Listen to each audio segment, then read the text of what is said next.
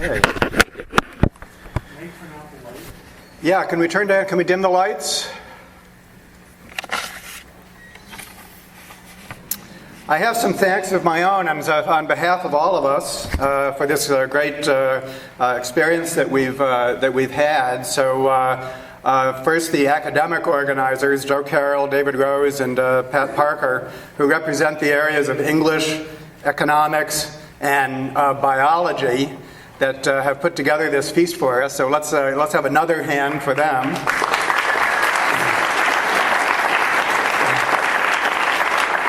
And I can tell you, when you think of the difficulties of bringing in fields such as English and economics, each very different from each other, that's quite an achievement. So hats off to them. And then our administrators, Debbie Baldini and Ron Yasmin. So let's have a hand for them, because we can't do this kind of thing without administrators. And Debbie, where are you? No, there she is. I have come to know you as Mother. So hi, Mom.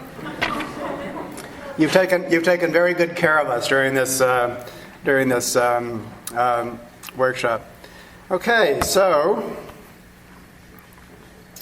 I like to say that there's three waves of evolutionary thought. This is the wave that most of the world knows, the theory that organizes the biological sciences.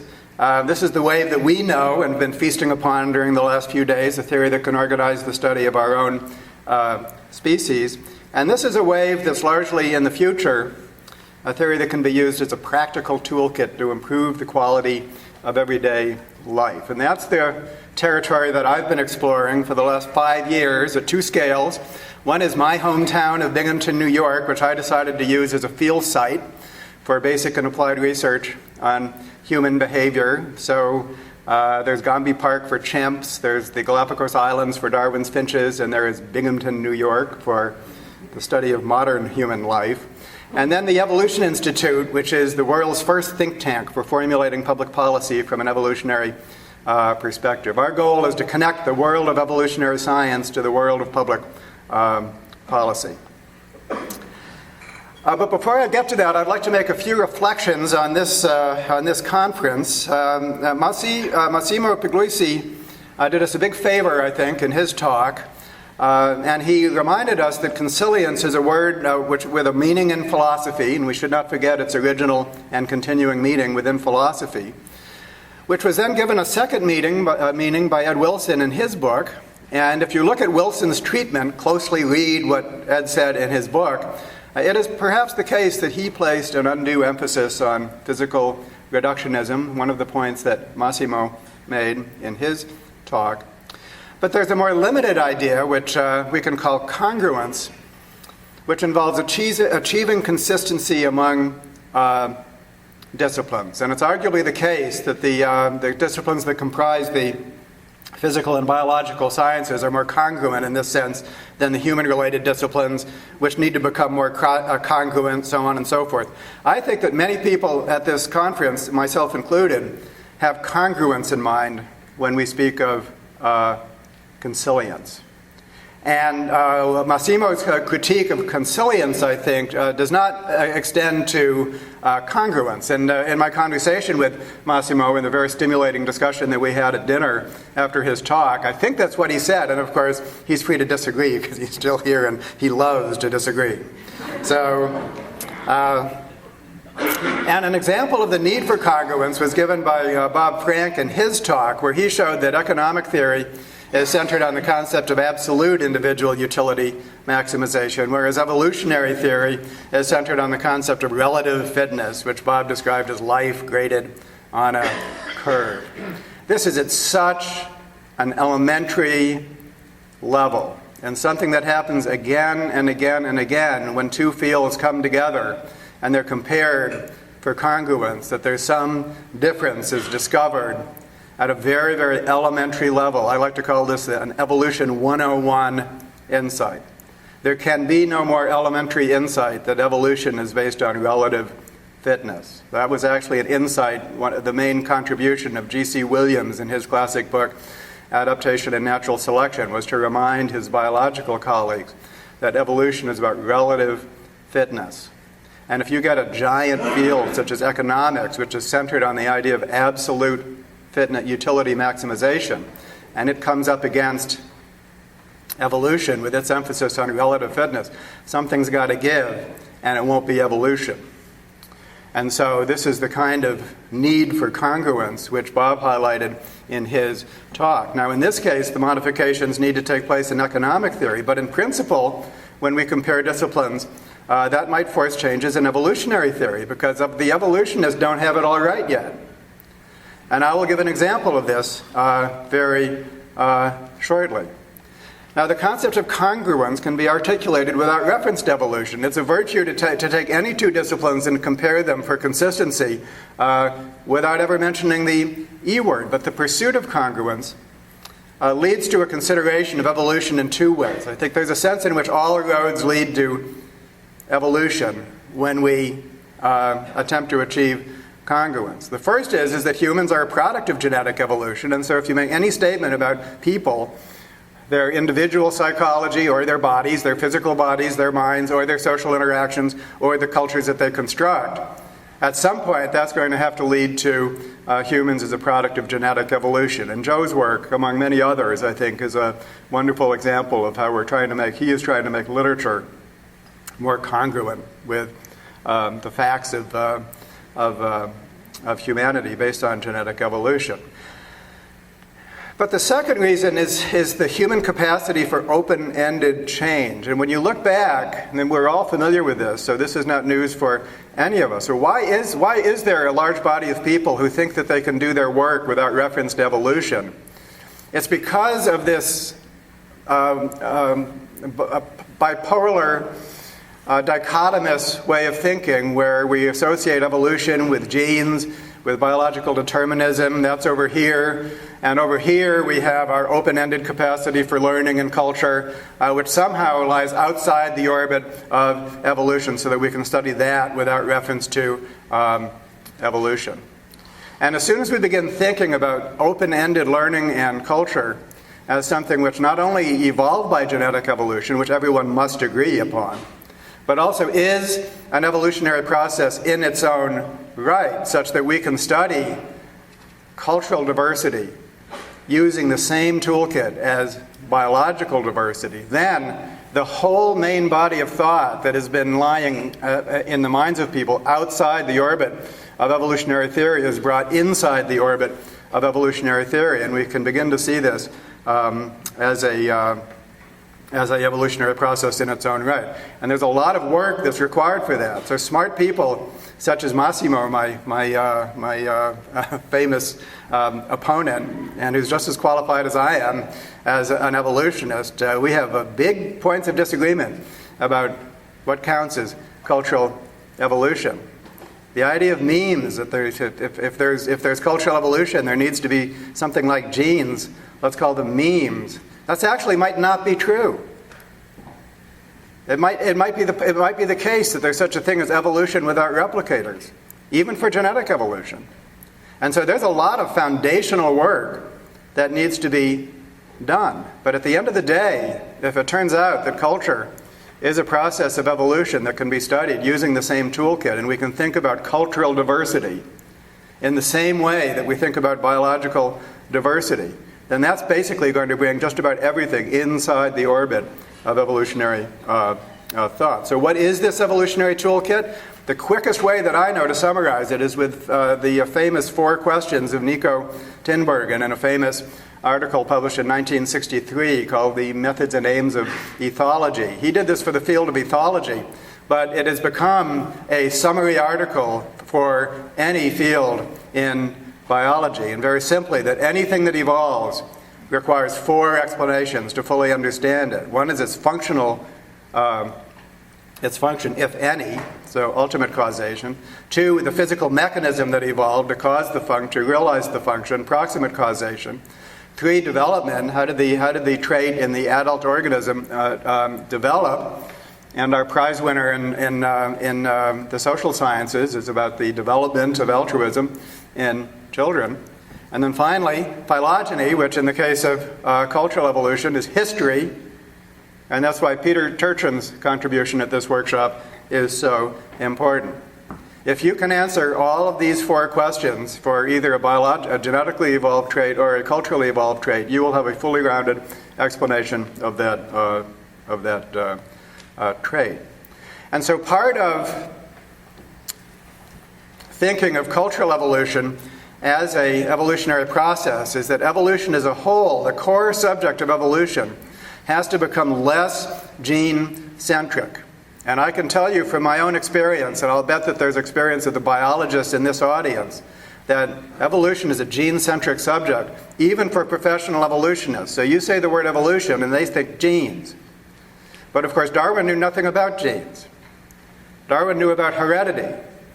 So when we talk about evolution, the 3 pillars of evolution is variation, selection, and heritability. Offspring, in some sense, must resemble parents. And genes provide one mechanism of heredity, but there are other mechanisms. And a wonderful book called Evolution in 4 Dimensions by Eva Jablonka and Miriam Lamb should be on everyone's reading list. When I teach evolution at the upper undergraduate level, this is the first book that I assign because it talks about evolution in general terms. First is a domain general process. What can we say about evolution without knowing anything about the mechanisms of heredity? Only knowing the fact of heredity without knowing any of the mechanisms. And then when we study the mechanisms, then what's it like to study genes as one mechanism and for there to be other mechanisms? In this book, they outline 3 additional mechanisms. One is epigenetics, which is transgenerational change caused by the differential expression of genes rather than changes in gene frequency. And we're discovering more and more examples of a resemblance between parents and offspring based on epigenetic mechanisms. And of course, within a body, when cells divide by mitosis within a body, then epigenetics is responsible for all of the differentiation that takes place in our cells. And that's transgenerational too within the body. What's new is that we've discovered that transgenerational changes by epigenetics also takes place across generations through the germline as well. That's what's relatively new. And then we have 2 additional mechanisms of inheritance: open-ended learning in many species. Basically, this is the Skinnerian tradition and what B.F. Skinner calls selection by consequences. The idea that many organisms are basically responsive to a variation in selection process in which they behave any which way. And some behaviors are selected, not just by natural selection, differential survival and reproduction, but by reinforcers, basically instincts that evolve to do the selection, to winnow out traits that on average will be adaptive from a biological perspective. And then number 4, forms of symbolic thought that are largely restricted to humans. And it's the human capacity for symbolic thought that gives us a degree of phenotypic plasticity and cumulative cultural change that is unrivaled among other species. And I think it's a distraction to ask whether this exists somewhat or not at all in other species. I'm very happy to admit other species into the symbolic thought club. So, but who could doubt that our capacity for symbolic thought is orders of magnitude greater than other species. And so here's a classic paper by B.F. Skinner, looking here for all the world like an alien from another planet, called Selection by Consequences. Let me just read it. It's the abstract of this paper. Selection by consequences is a causal mode found only in living things or in machines made by living things. It was first recognized in natural selection, but it also accounts for the shaping and maintenance of the behavior of the individual and the evolution of cultures. Natural selection has now made its case, but similar delays in recognizing the role of selection in other fields could deprive us of the valuable help in solving the problem which confronts us. There is a fundamental truth to this. There is a sense in which human beings are like malleable clay that gets molded by these forces of selection, including these instincts, these reinforcers that evolve. And this has to be an important part of the evolutionary story. And when it comes to congruence, we have to take note of the fact that the behaviorist tradition was dominant during the middle of the 20th century, and then it got doubly excluded First, it was excluded by the cognitive revolution within psychology, and then it was excluded by the new science of evolutionary psychology, which made a polarized distinction between EP, evolutionary psychology, and the SSSM, the Standard Social Science model, which was basically centered on the blank slate Skinnerian tradition. So the Skinnerian tradition has been doubly excluded. Did it go away? No, not in the least. If you go to the applied behavioral sciences, the people, the psychologists that are actually in the business of changing individual practices and cultural practices, you will find that behaviorism is alive and well and indispensable. CBT stands for cognitive and behavioral therapy, and it's the behavioral part which is the backbone of cognitive and behavioral therapy. And there's public health versions of this which basically accomplish change at the level of groups and even very large populations. Whole states can be changed on the basis of these principles. And I actually don't have an example of that in my talk, but in my comments I'm happy to provide an example of where these clever applied behavioral psychologists were able to change the behavior of whole states. We want to know about that, don't we? So this has to be a central part of evolutionary psychology. And then when it comes to symbolic thought as an inheritance system, we can say this. This is all like so basic, it's got to be true. Humans have a nearly unique capacity to create mental worlds that are decoupled from the external world. You could dream up anything and all sorts of stuff that's not out there. But these mental worlds remain connected to the external world in a very important way in terms of what they cause people to do. And so whatever your meaning system is, as an individual or as a culture, there's going to be a symbotype-phenotype relationship that's similar to a genotype-phenotype relationship. And although the production of symbotypes is not unlimited, but it's very diverse, the selection of phenotypes not so. And so the winnowing process of meaning systems, cultural systems, stories, religions is going to adapt symbolic systems to their environment. And unlike the epigenetic and the learning inheritance mechanisms, which are quite limited in the repertoire of behaviors that can be produced, symbolic inheritance systems have the same kind of combinatorial diversity, and therefore the phenotypic diversity of what can arise from them as genetic evolution. And it's for that reason that we really have to be mindful. This is the forest of cultural evolution, not the trees of cultural evolution, their detailed scientific study, but the forest of cultural evolution is that we once upon a time, we were a species with a standard geographical distribution, and then something happened that allowed us to spread over the globe and inhabit every climatic region and hundreds of ecological niches. Each culture having a toolkit and adapting itself to its environment under very challenging conditions. And that this, at the phenotypic level, was an adaptive radiation comparable to the other major biological adaptive radiation, such as the dinosaurs, the birds, and the mammals. That's the forest of cultural evolution. And it's against that background that we have to study the trees of cultural evolution. And so for me, this is an example of congruence forcing change in core evolutionary theory. Core evolutionary theory at this moment is gene-centric.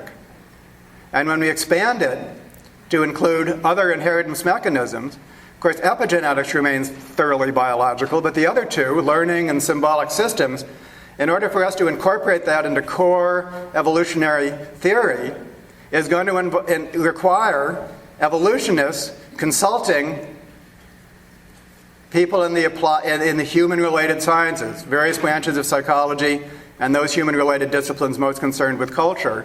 And that, of course, includes the humanities. The humanities is going to become central to this operation, as it is in this workshop. Okay, so back to the second wave of evolutionary thought. This is what it means to, this is what's happening right now, which is so wonderfully reflected in this workshop, rethinking the academic study of humans, including these disciplines, all at this conference.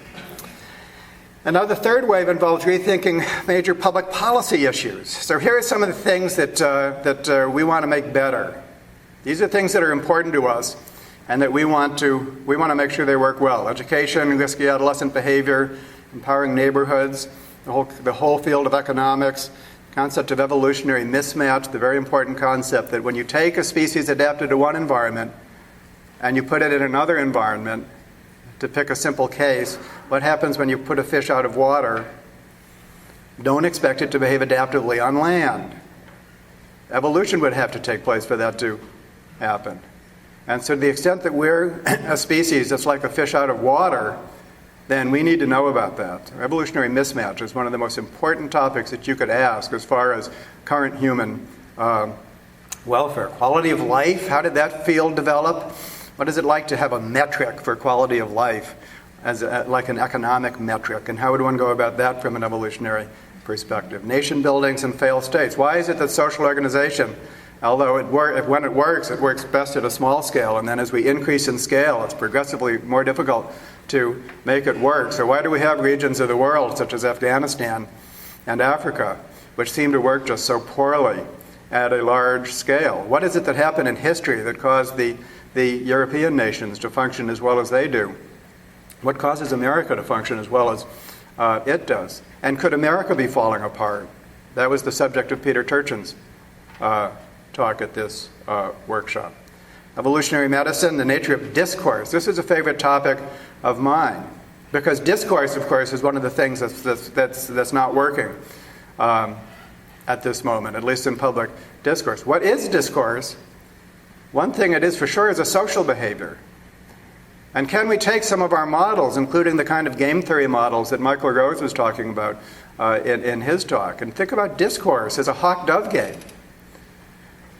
What would that be like? And what happens when the hawks win in a discourse game? Could we even recognize a discourse hawk? And if we could recognize them, should we police them? Is science a form of discourse in which it is like a game theory, a hawk-dove model, in which discourse is policed?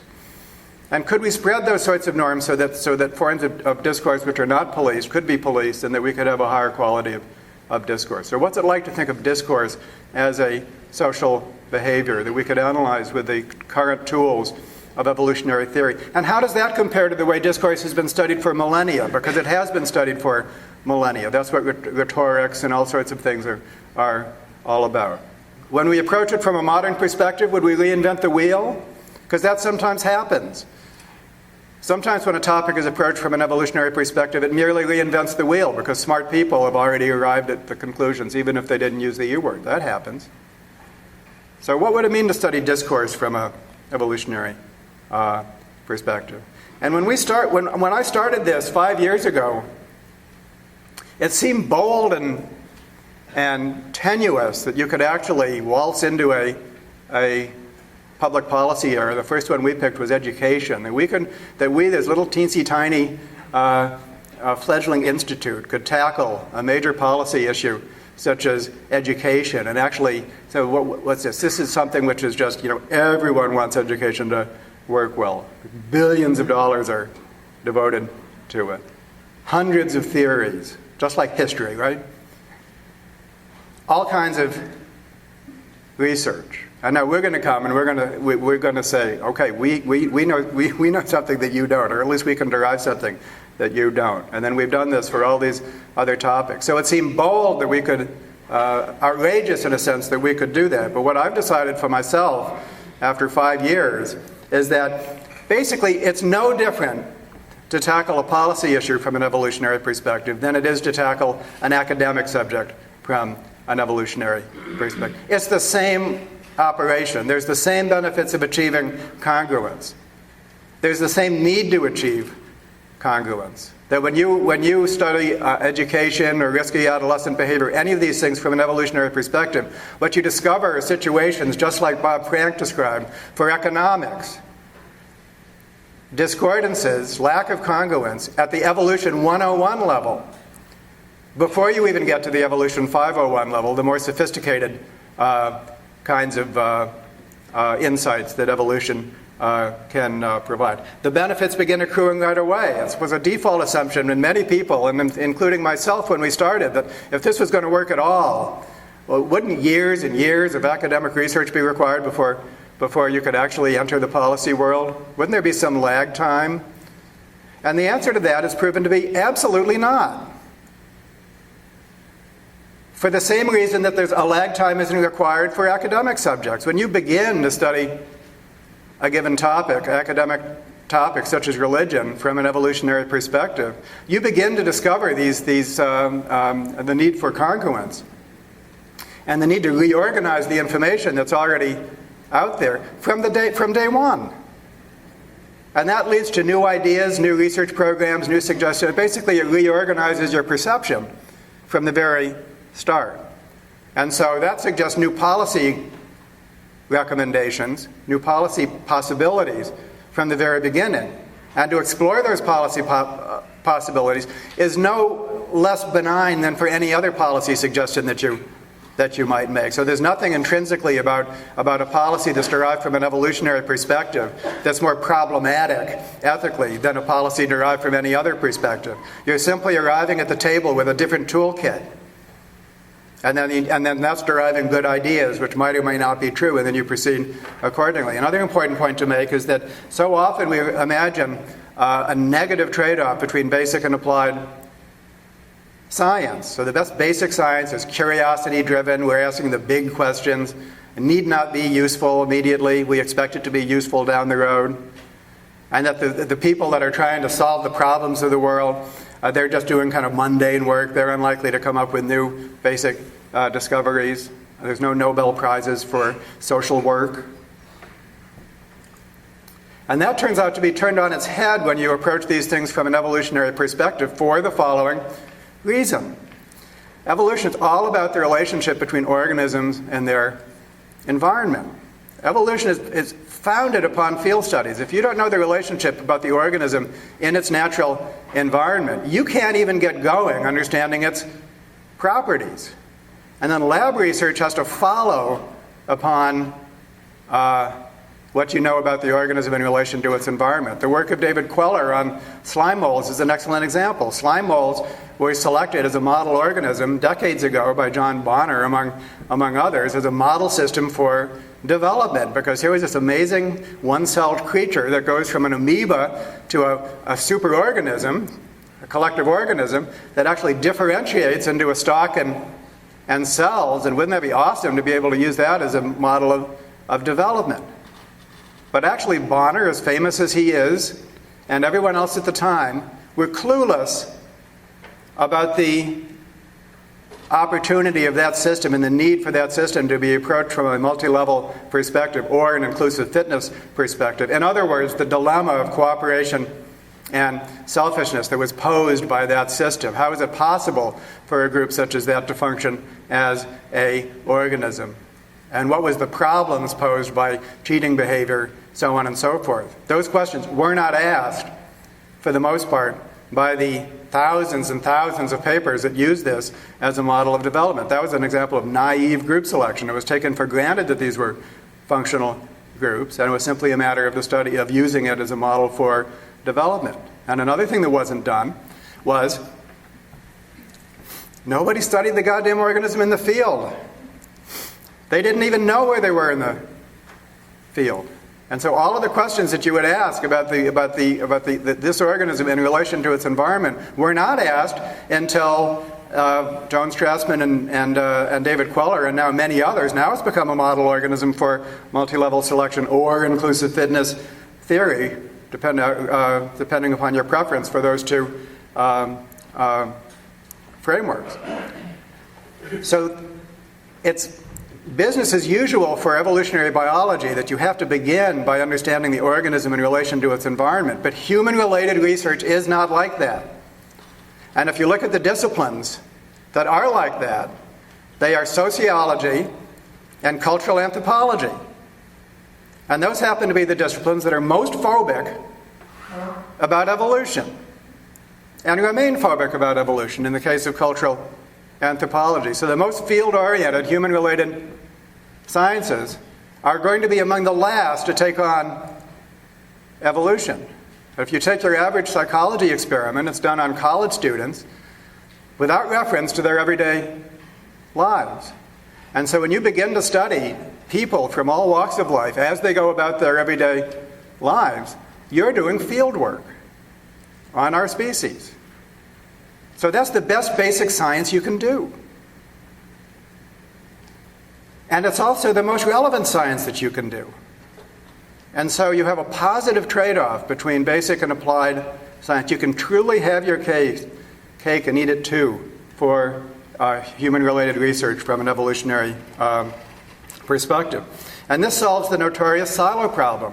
We all know about the difficulties of interdisciplinarity inside the ivory tower. Those difficulties exist as much or more so when you look at the applied disciplines. Every single problem is studied in a silo manner. So if it's alcoholism, it's different than delinquency. It's different from this, it's different from that. Different research communities, different everything.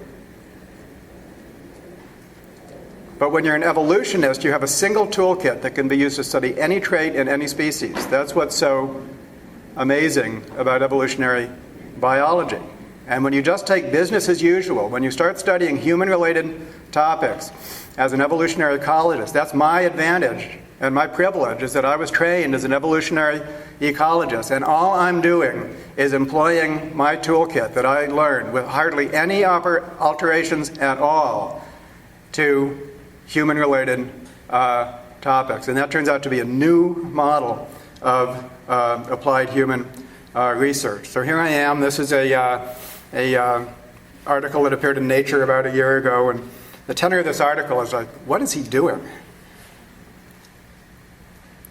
And we're doing a lot of things because, as I just said, you can use this toolkit for just about any topic that you might want. But the central topic, the kind of backbone of the Binghamton Neighborhood Project is pro-sociality, as it should be.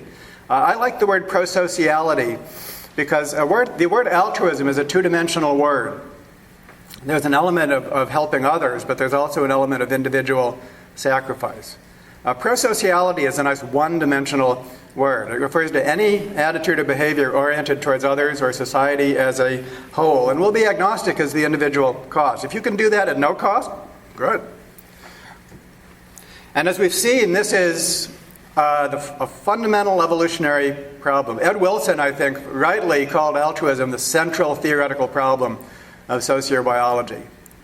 And we've seen at this conference how many different talks have been centered on the concept of altruism. It's also a fundamental practical concern that if you look at the applied human sciences, you find that for problem after problem after problem, if you have pro-sociality, in other words, if you live in a nurturing social environment, if you live in a pro-social social environment, if your environment is pro-social, you thrive as an individual. And if your environment is not pro-social, you have multiple liabilities. If you could do one thing, and if that one thing was to increase pro-sociality in the real world, you would have made many, many things better. And so how can we measure, analyze, and ultimately increase pro-sociality in the real world? Well, measuring it might be simple. Let's just ask them. So here's a survey called the Developmental Assets Profile, which measures both pro-sociality at the individual level and at the level of the social environment. It was developed by an organization called Search Institute, which is well known.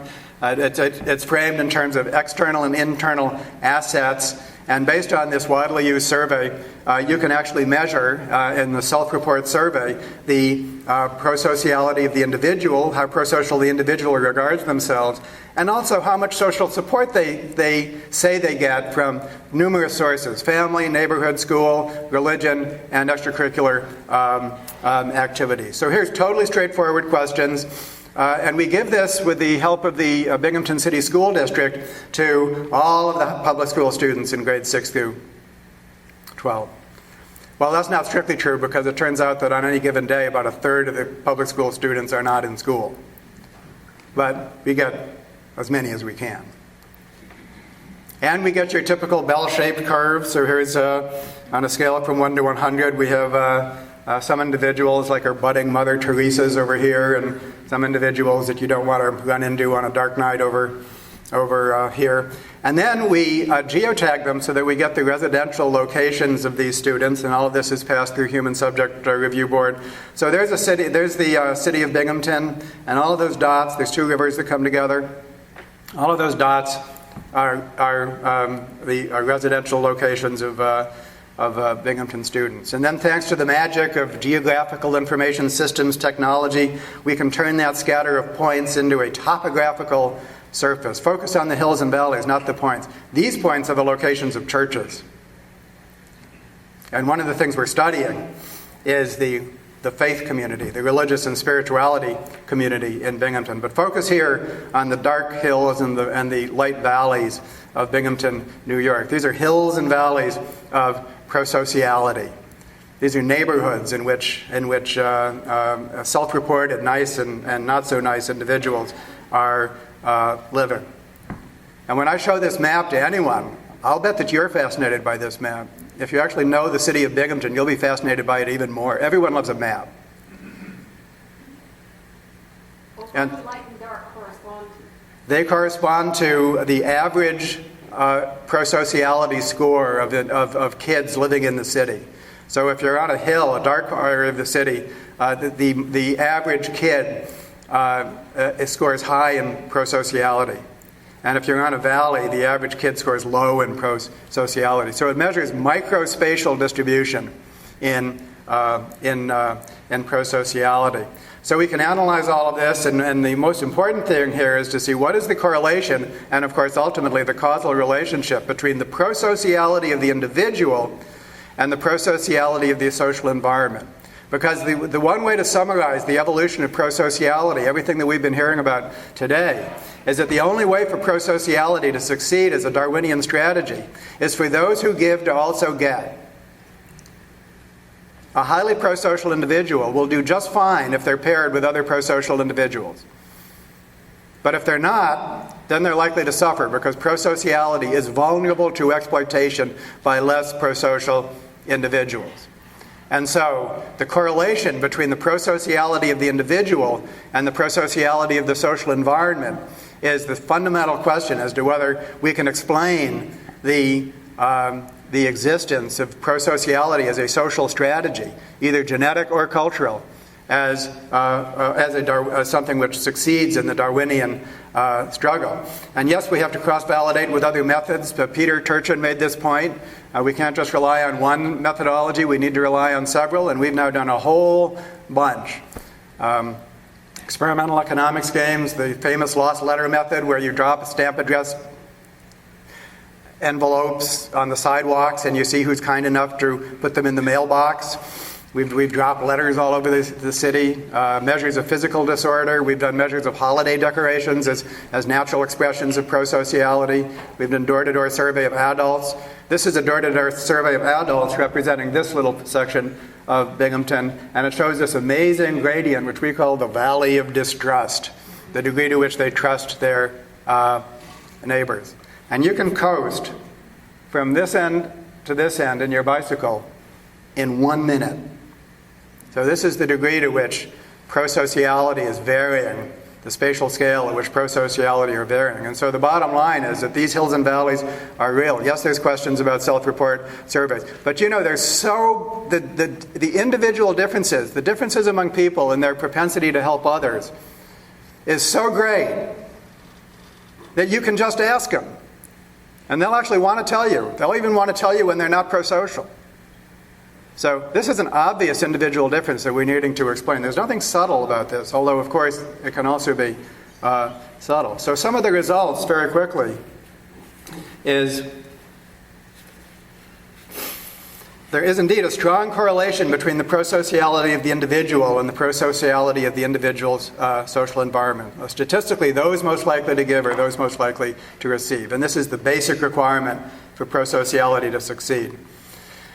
This result amazed me when we got it. The chance that a highly prosocial teenager, we call them high pros, in the city of Binghamton interacts with other high pros as the correlation coefficient is considerably greater than the chance of an altruist interacting with a full sibling who's also an altruist in the simple kin selection model. The R value of inclusive fitness theory, when it's interpreted in general terms, is basically a correlation coefficient between the phenotype of the altruist and the phenotype of the recipient. And so what this means is that there's something about human social interactions in a modern day city such as Binghamton is creating this correlation, which is even stronger than the correlation that exists among full siblings in a simple genetic model. And another result is that highly prosocial individuals get their social support from multiple sources. So it really does take a village. The most highly prosocial kids as individuals are nurtured by their neighborhood, their family, their school, their social environment, their extracurricular activities, and their religion. So religion contributes positively to the prosociality of the individual. So the idea that it takes a village, I think, has real credence here. Now, we've heard a lot at this conference about conditional strategies. Most organisms have conditional strategies, and humans most of all. And so part of what cultural evolution means, and also psychological evolution, is basically most people have all sorts of options, and they're weighing their options, and they're selecting the ones that are working for them in their situation. And so I invite you to imagine that you're a highly prosocial person in a low prosocial environment. In Michael Rose's talk, let's imagine that you're a dove among hawks. So what are your options? You can leave. You can try to change the hawks into doves. You can turn off your prosociality. Or you can remain highly prosocial. You're welcome to do so, but be prepared to suffer the consequences. And so when we look at that bell curve of prosociality, we could be looking at some genetic differences. And there is such a thing as a social predator that just is an exploiter and is going to, even in the nicest social environment, wants to be a hawk among doves. Those folks exist. But many of the folks that are on the low end of that bell curve are individuals that have basically opted for the third option here. They're perfectly capable of being high pros, but they've defensively turned off their prosociality because they live in a non-prosocial and a low prosocial environment. And this leads to a very simple policy recommendation, another Evolution 101 insight. The world is full of people who want to make the world a better place, and the way they do that is by encouraging people to be more prosocial. Let's say that you succeeded in doing that. Basically, what you might have succeeded in doing is causing somebody to employ option 4 rather than option 3, to their detriment. And so if you're going to do this in a smart way, you better work on increasing the prosociality of the social environment before you encourage people to be prosocial themselves. One way that this has become phrased is declawing the cat.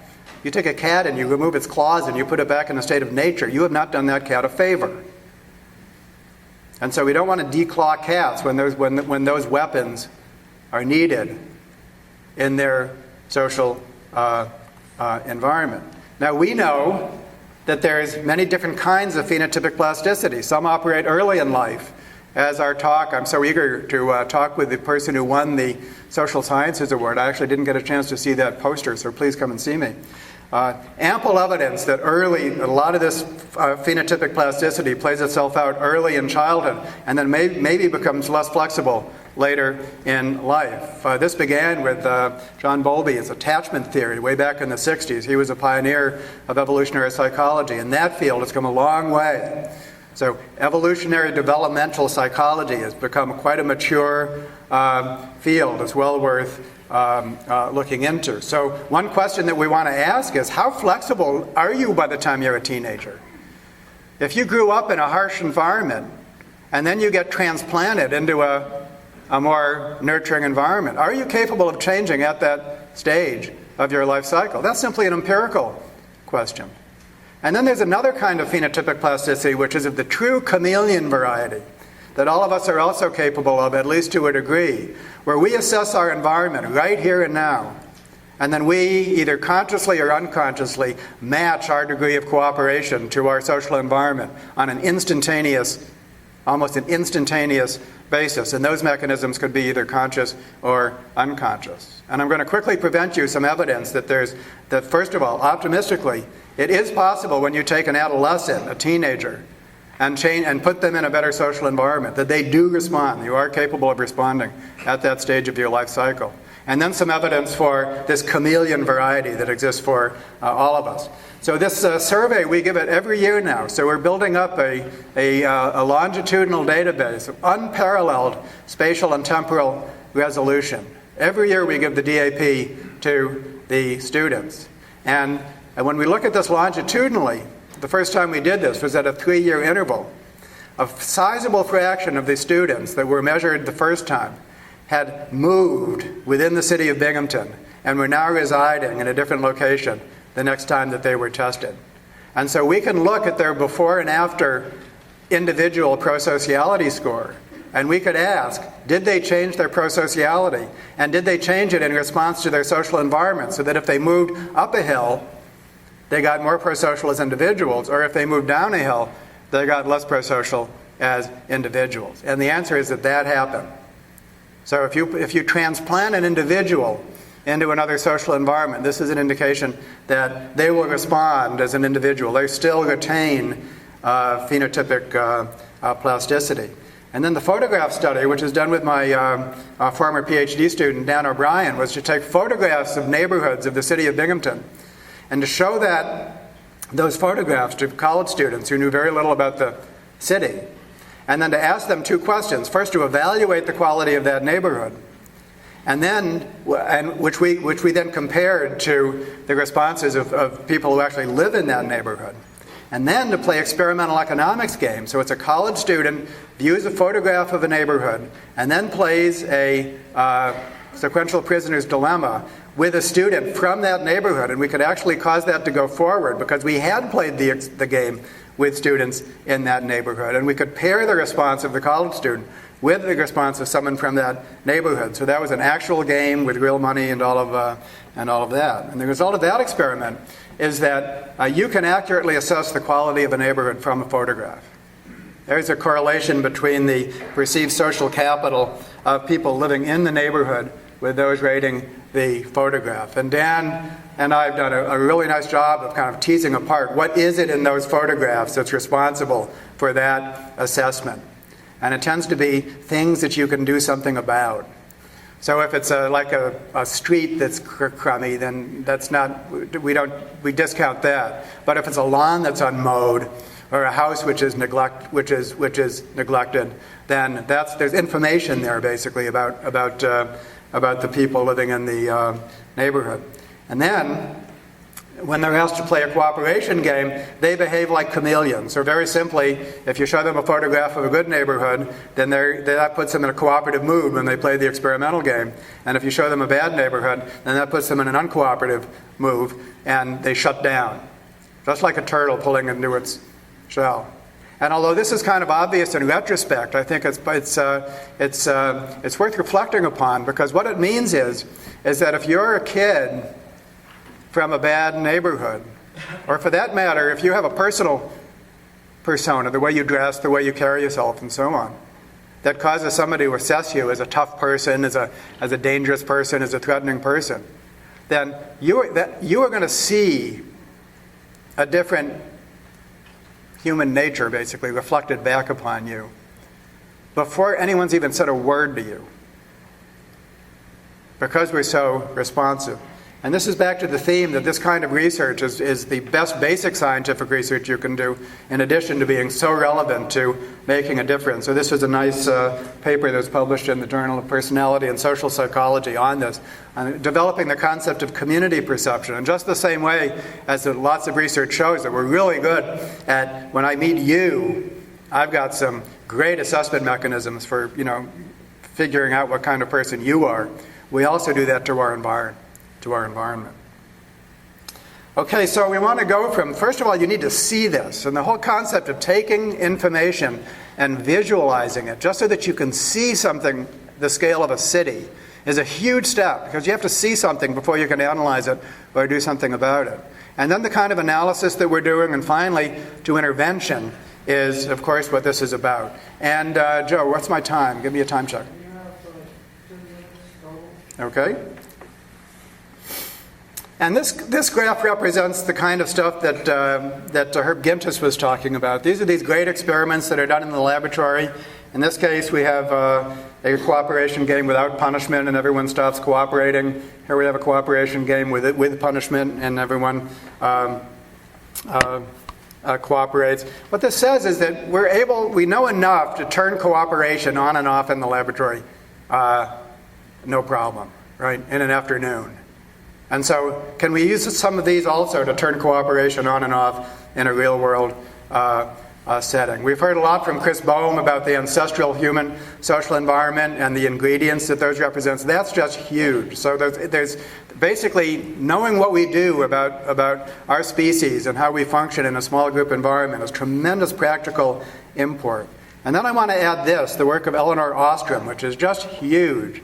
Ostrom won the Nobel Prize in economics, and I have to stay within my time, so I'll have to go a little quickly here. Basically, the reason that Ostrom won the Nobel Prize is that she showed that groups of people who are trying to manage their common resources do a pretty good job. They can do a pretty good job. The commons need not be a tragedy, but only if certain conditions are met.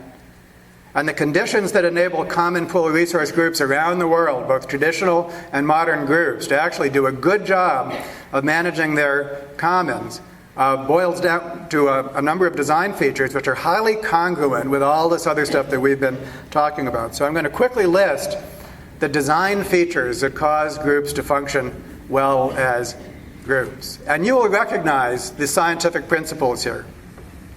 It's important for them to know that they're a group and to know what the group is about.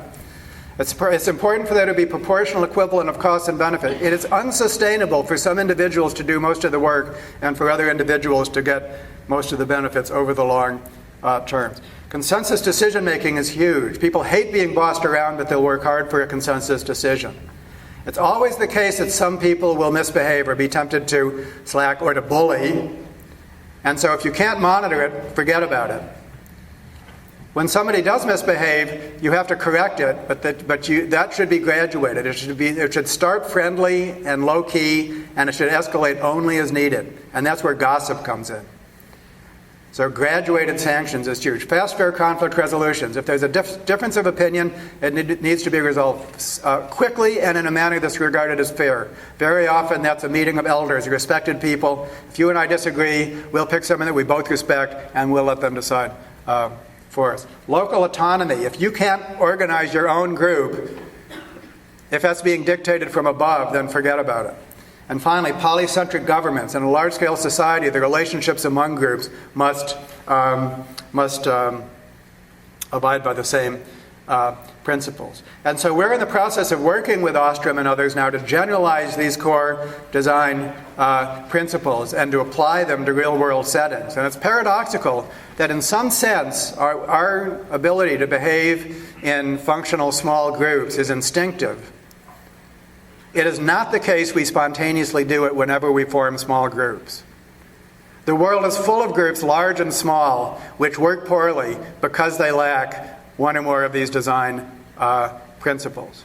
And so this enables us to go to real-world situations and to actually take groups as they currently exist and make them better on the basis of these design principles. And our first effort to do this in Binghamton was called the first annual Design Your Own Park competition. It's now in its second year.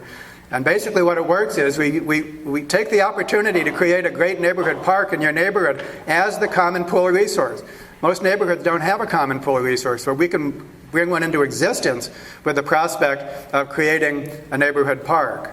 And then the group that forms to do that, we can work with them in order to build in the design principles so that they can work more effectively as groups. Here's one of the parks that's being developed, and last week, on last Saturday, I had my rototiller and I was tilling that area right there.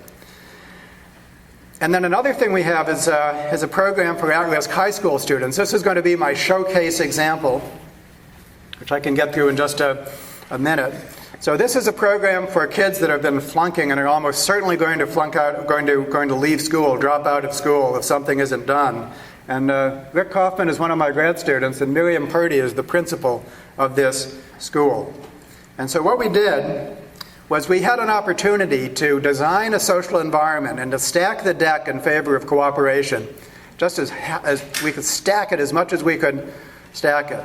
And if you look down this list, Eleanor Ostrom's list, and ask the question, how well do most school programs embody these design principles, especially from the perspective of at-risk students, you'll see that they score pretty low. The typical school, as perceived by an at-risk student, does not embody many of these design principles. Actually, the students that love school, it does embody those principles. School works well for some people. And in addition to those design principles, there's the very important issue of a safe versus threatening environment. That fear is adaptive over the short term for escaping an immediate situation, but it's toxic over the long term for the kind of long-term learning outcomes that we're... So if you're going to build a good school system, make sure that it's safe and secure, and also make sure that it's fun. Because nobody, no organism, including humans, learns anything when all the benefits are in the future and all the costs are in the present. If you tell anyone, if you slog through school, you'll get a great job. That's just not the way learning works. And so you better make school fun over the short term if you're not going to... and this is true even for the other end of the bell curve. This is a book by Mihai Csikszentmihalyi, the famous psychologist who best known for his work on flow, in which he followed a cohort of talented teenagers identified as gifted in the 9th grade, and he asked how many were still identified as gifted at the 12th grade. How many were still fulfilling their gifts? And the answer was only those who liked what they were doing on a day-to-day basis, even for the gifted kids. How's that going to work for the non-gifted kids? So we did a randomized control trial. We enrolled twice as many kids as we could accommodate, randomly selected half, and the other half went right back to the high school and were tracked in the normal high school routine. And here's what happened.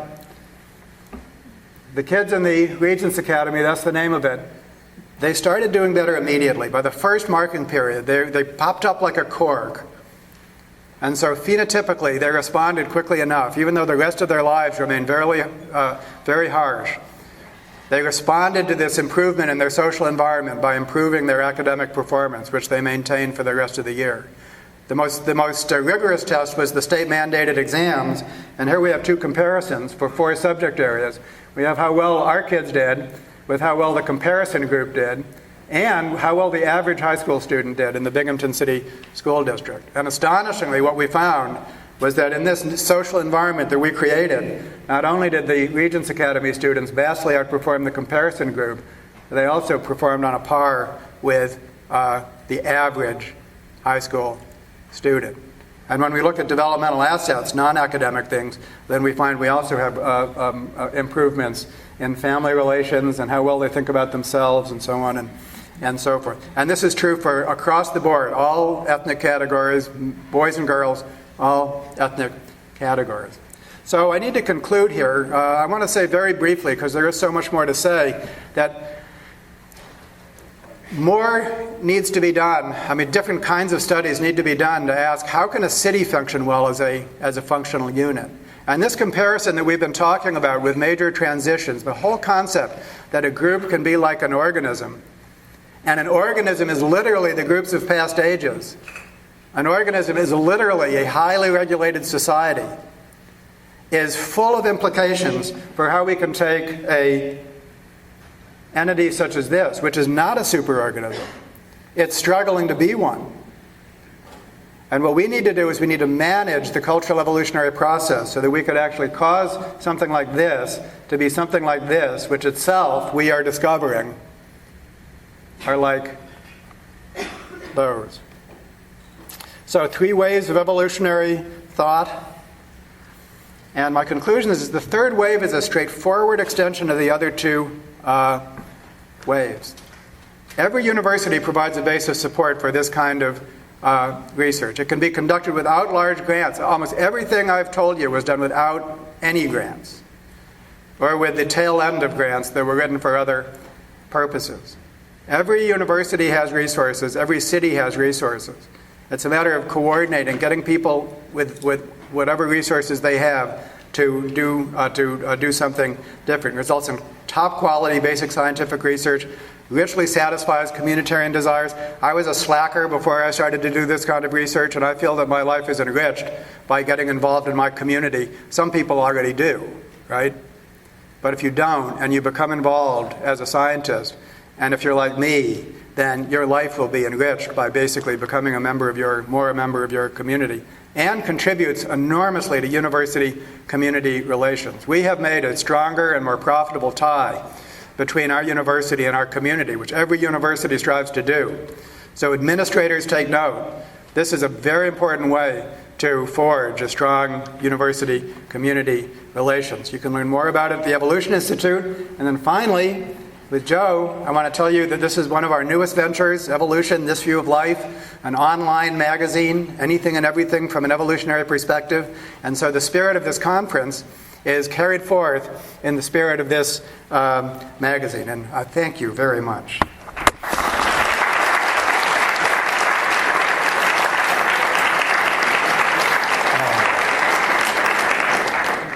We're not going to have time Yeah. for questions, but